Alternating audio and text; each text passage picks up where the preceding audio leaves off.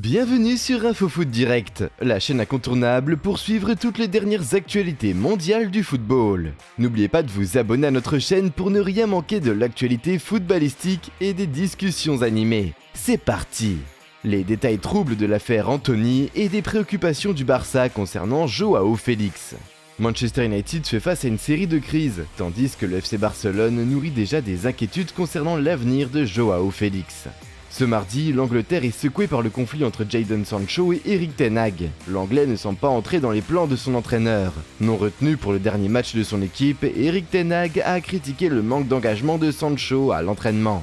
En réponse, Jadon Sancho a réagi sur les réseaux sociaux. « Ne croyez pas tout ce que vous lisez, je n'accepterai pas de fausses accusations. J'ai bien travaillé à l'entraînement cette semaine.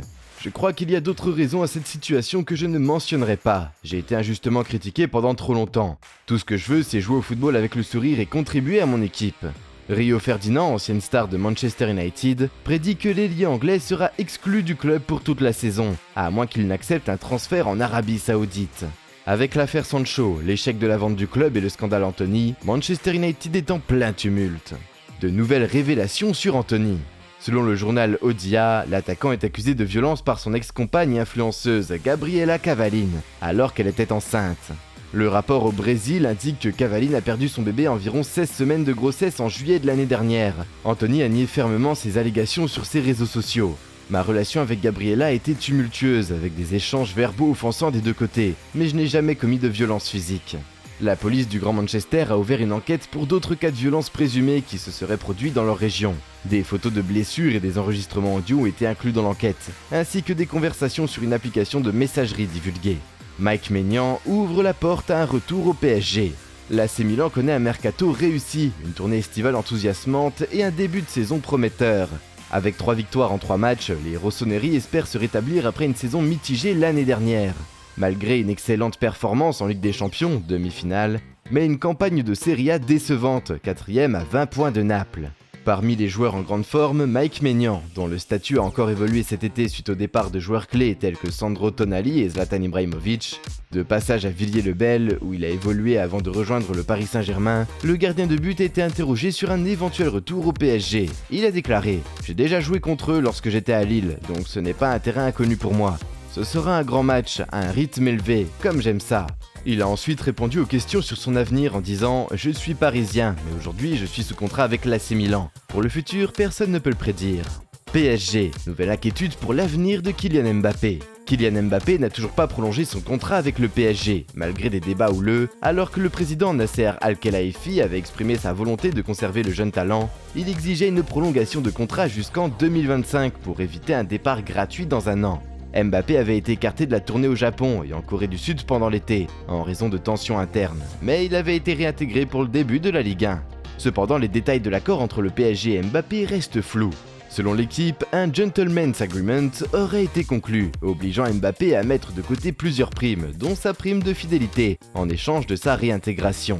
Cela aurait représenté plus de 100 millions d'euros pour le PSG. Néanmoins, Mbappé maintient sa position et ne souhaite toujours pas prolonger son contrat, souhaitant partir libre dans quelques mois avec le Real Madrid comme destination probable. De son côté, le PSG reste confiant et espère que les relations actuelles, le mercato estival réussi et le début de saison solide inciteront Mbappé. Le club estime que l'équipe est maintenant bien équipée pour briller en Ligue des Champions, ce qui pourrait influencer la décision de Mbappé. PSG, les confidences de Sergio Ramos sur la fin de son aventure. Sergio Ramos, récemment officialisé au Séville FC, est revenu sur sa fin de carrière au PSG et a affirmé avoir refusé une prolongation de contrat.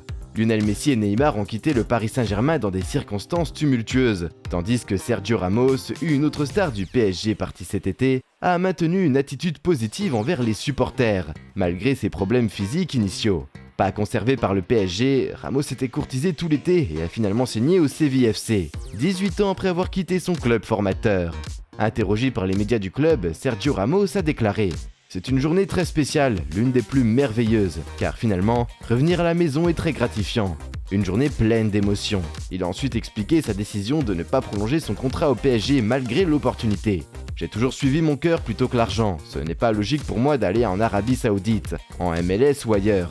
J'ai attendu avec espoir et finalement, l'opportunité est venue à la 93e minute. » Sergio Ramos poursuivra donc sa carrière en Liga, avec un salaire avoisinant 1 million d'euros par an, selon la presse espagnole. Lamine Yamal choisit l'Espagne sur le Maroc.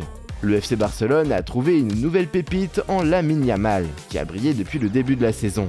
Bien qu'âgé de seulement 16 ans, il a été au centre des spéculations concernant son avenir international. Bien que né en Espagne en 2007, Yamal possède également la nationalité marocaine. Cependant, il a choisi de représenter l'Espagne et participe actuellement à son premier rassemblement avec l'équipe dirigée par Luis de la Fuente. Interrogé par les médias espagnols, la jeune pépite du FC Barcelone a expliqué son choix. « J'ai toujours joué pour l'Espagne, j'ai toujours été clair, je voulais jouer pour l'Espagne, remporter un championnat d'Europe, une Coupe du Monde et tout ce qu'il y a à gagner. » Cette décision devrait certainement susciter des réactions chez les supporters marocains des Lions de l'Atlas. Salah associé à Benzema, une offre hallucinante proposée par les Saoudiens. L'Arabie Saoudite cherche à associer Mohamed Salah à Karim Benzema avec une offre incroyable sur la table. Alors que le mercato estival est terminé dans la plupart des pays européens, l'Arabie Saoudite tente de conclure quelques transferts de dernière minute. L'affaire la plus impressionnante concerne Mohamed Salah. Al Ittihad, le club où évolue Karim Benzema depuis plusieurs mois, est déterminé à le recruter et serait prêt à offrir 250 millions d'euros pour l'obtenir. Selon The Sun, des représentants du club saoudien se sont rendus à Londres pour présenter cette offre spectaculaire. De plus, pour convaincre Mohamed Salah de forcer son départ, une offre de 2,8 millions d'euros par semaine, soit près de 150 millions d'euros par an, aurait été proposée à l'Égyptien. Reste à voir si Liverpool et Salah pourront résister à cette offre alléchante. D'ici là, nous vous remercions de nous avoir rejoints aujourd'hui. Prenez soin de vous et à bientôt.